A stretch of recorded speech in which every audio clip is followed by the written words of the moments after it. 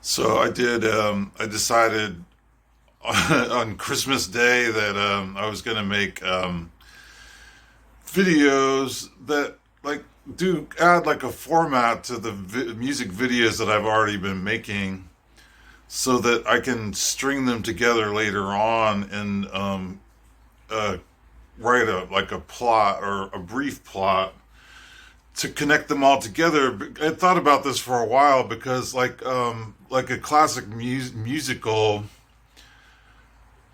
it's not doesn't really get too intense with the dialogue. They just chat for a little while, and then they go into a song, and they do that for the whole movie. So maybe you'd have like half of a movie be just people singing songs, and the other half would be like basic dialogue, not like really complicated cerebral sort of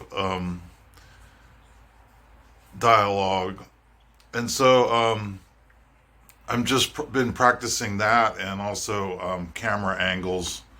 And so we're in the plot that I've done so far in order just to decide what clothes to wear when I'm recording the music clips that I can use later for the movie.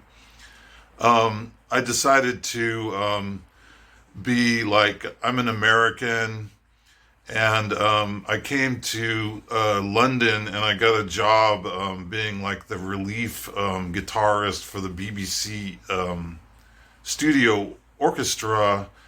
And the BBC orchestra, they back up all the musicians who are on the BBC. So in this case, I can just and I also I have two jobs. I'm the relief guitarist, so I have to learn how to play all the songs in case the main guitarist isn't available. And the orchestra, of course, they just play behind the curtain, and nobody knows who the real relief guitarist was for the BBC, because they wouldn't bother to record that information on the historical record, I don't think. But I need to research now to see who the real guitarist was.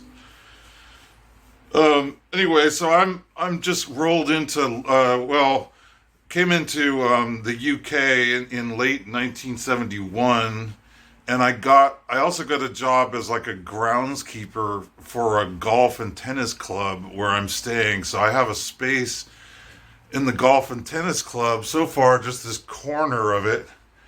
And so as you can see, I have British lemonade, and I also have this I actually bought this creature as a souvenir when I went to England in 1978, and I think it's, probably was around in 1970. Well, it's 1972 now, because I got my guitar in 1971. It's the last year they made that kind of guitar, the Fender acoustic. And then I go to the UK, I get the job at the golf and tennis club. So I'm always wearing golf or tennis clothes, but I'm also the groundskeeper, so I'm also always wearing a vest as well, and a like a hat as well, like a hunter. I got to go shoot quail and pheasants and things like that. And in the meantime, I might play a game of tennis occasionally, but most of the time I'm just hanging out here in this room, and I have to practice the songs. And they even have me set up where they'll send a cameraman or camera woman over to film me, just so that the orchestra director can see what my progress is on the songs that have to be learned. And I was going to do this in real time, like, if it was January 72 now. I'm looking at the charts because there's this website called, what's it called? ultimate70s.com, and they have top 100 songs from 2 different weeks in 1972. And so from that, the number one song, American Pie, I'm like, I don't know. Maybe I'll play it sometime, but not right now.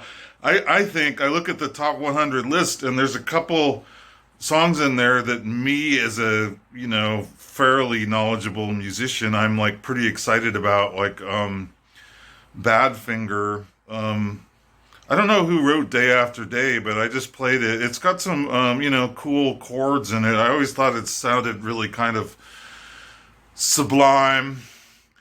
So that's why I played that. And then Cherish, I don't know, I was just kind of curious what the chords were in that one. And that was a hit for the Association, but in 1972 was a hit for David Cassidy. But instead of just keeping myself to film the music stuck in January 1972, instead I'm just going to assume that I was doing the same thing as far as the plot for the movie goes. I would be hanging out at this, because the golf club, even if I, maybe I work there, maybe I don't, but I always go there to practice guitar. And so even if I was someone who was living by the BBC studio for 10 years doing this, I could cover the whole decade of the 70s this way.